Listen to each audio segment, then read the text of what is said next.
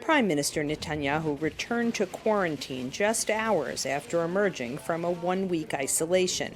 His government's health minister, Yaakov Litzman, who is 71, tested positive for coronavirus and is reported to have mild symptoms.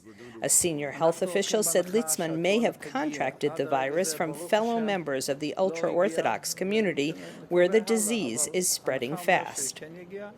The Israeli Health Ministry set up a coronavirus testing facility in the ultra-Orthodox city of Bnei Brak, and officials were shocked by the results. More than one-third tested positive. Today, the hospitals say that up to half of their coronavirus patients are ultra-Orthodox. The Israeli government outlawed all public gatherings, including at Judaism's holiest site, the Western Wall.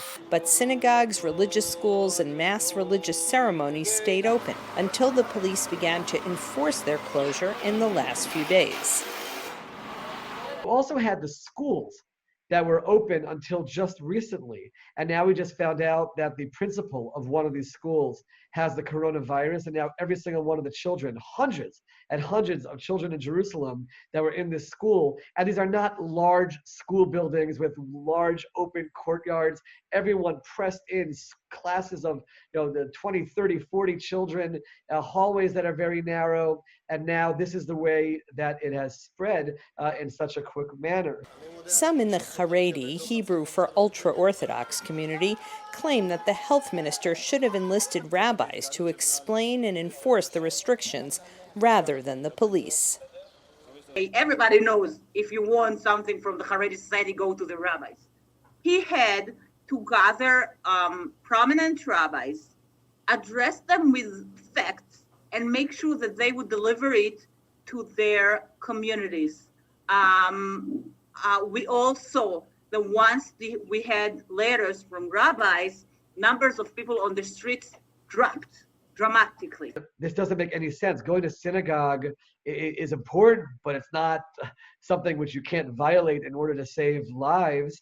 And it's a tragedy that a community which does hold life to be on such a high value was not understanding early enough the significance and the seriousness of this threat. Some ultra-Orthodox extremists have a deep distrust of secular state authorities and even clashed with police who came to their neighborhoods to enforce the orders.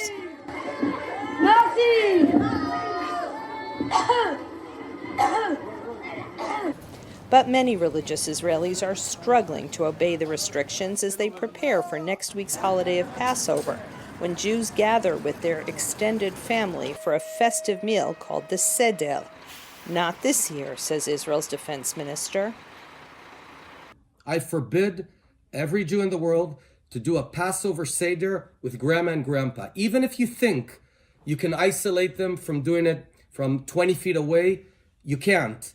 They will get the coronavirus. There's no way to have a 2 or 3 hour Seder without your mother and father getting the virus, and it is lethal. For many in Israel, it will be a subdued holiday as the country continues to struggle to get the virus under control. Linda Gradstein for VOA News, Jerusalem.